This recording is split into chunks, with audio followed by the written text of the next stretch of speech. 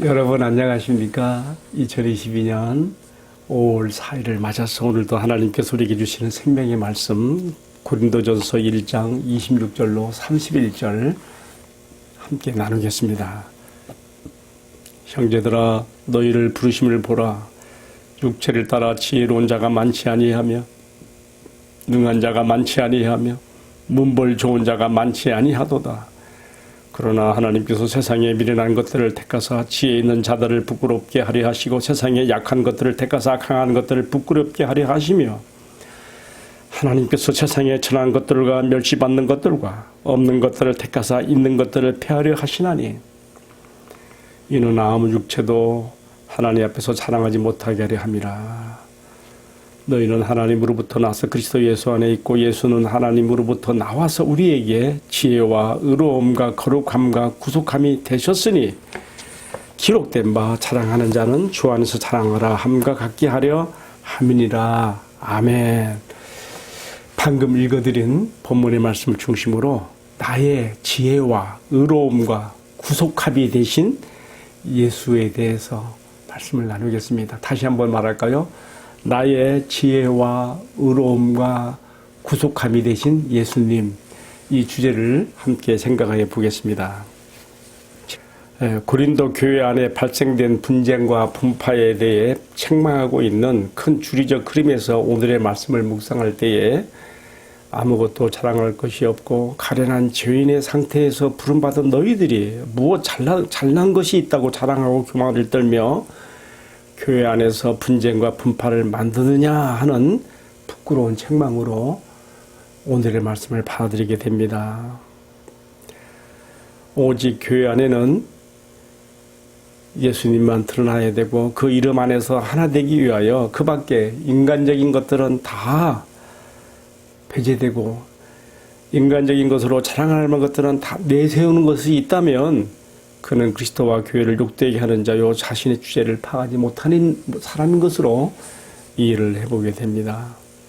여러분 아무리 사회적으로 세상적으로 유력한 인사가 교회 안에 들어온다 하여도 아무리 많은 부를 가진 사람이 교회 안에 들어온다고 하여도 그런 사람을 중심으로 교회가 재편되고 그 영향력 안에 휩쓸리면 교회의 참된 머리시며 주인이신 주님이 설 자리가 없어지는 것입니다. 그렇지 않겠습니까? 죄인을 불러서 구원하신 하나님의 부르심의 원리를 따라 은혜 받을 만한 것이 아무것도 없는 우리를 다 같은 죄인을 택하여 부르시고 영광스러운 그리스도의 몸된 교회의 일원이며 지체가 되게 하셨으니 1장 31절에 기록된 말씀처럼 자랑하는 자는 오직 주 안에서만 자랑하라 함과 같이 되어야 할 것입니다. 왜냐하면 오직 하나님께로부터 나서 우리에게 오신 예수님만이 우리의 또 나의 지혜와 의로움과 구속하심이 되시기 때문입니다.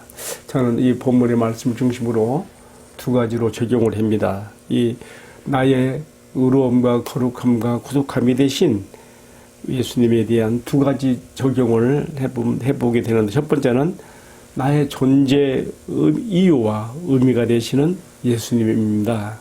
첫 번째로 때로 내가 내 자신을 돌아볼 때에 미련하고 제약된 내 모습 때문에 내 자신이 싫어지고 실망되며 흔들릴 때가 많이 있습니다.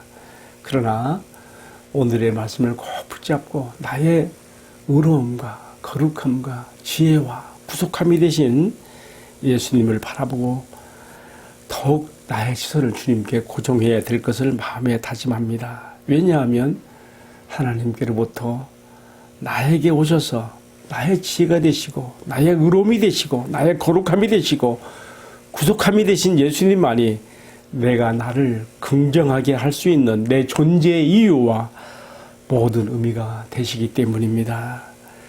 예수님 안에서 나는 지혜롭고 의로우며 거룩하여지고 구속함을 받은 자가 되었습니다. 아멘. 네, 두 번째로 적용하게 되는 것은요. 우리 교회의 존재 이유와 의미가 되시는 예수님입니다. 교회 안에 분쟁과 분파가 생기는 것은 고린도 교회를 향한 바울의 지적처럼 우리가 또 내가 어떤 가난한 상태에서 하나님의 은혜로만 구원받은 것은, 하나님의 은혜로만 택함받고 부름받은 것에 대해서 참 그 은혜를 잃어버리기 때문에 이렇게 이런 결과가 생기는 것으로 합니다. 하나님께로부터 우리에게 오신, 나 같은 죄인에게 오신 오직 예수님만이 우리의 지혜와 의로움과 거룩함과 구속함이 되는 것을 굳게 붙잡고, 그 밖에 다른 것들은 절대로 이런 것들이 우리 교회에 어떤 영향력을 끼치게 하거나, 또 이런 것 때문에 교회가 분파가 생기거나 마음이 나눠지고 분쟁이 생기는 일이 없도록 조심해야 될 것도 마음이 생기게 됩니다. 오늘의 말씀 전체적으로 다시 한번 요약하고 적용합니다.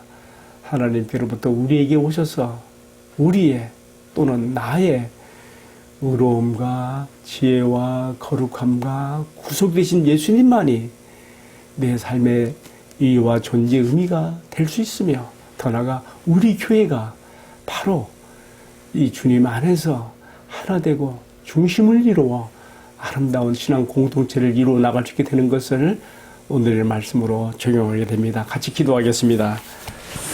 오직 예수, 나를 나되게 해주신 주님 안에서 나를 다시 만나게 하시고 주님 안에서 형제 자매된 우리들의 교회가 하나가 되게 하옵소서. 오직 주님만이 나의 의로움과 거룩함과 지혜와 구속함이 되시기 때문입니다. 오직 주님만이 우리들 교회의 의로움과 거룩함과 지혜와 구속함이 되기 때문입니다. 오직 주님만 영광 받으시고 주의 이름으로 그 안에서 우리가 온전히 하나됨을 이루어가게 하옵소서. 모든 말씀을 예수님의 이름으로 기도하옵나이다. 아멘. 네, 마쳤습니다. 감사합니다.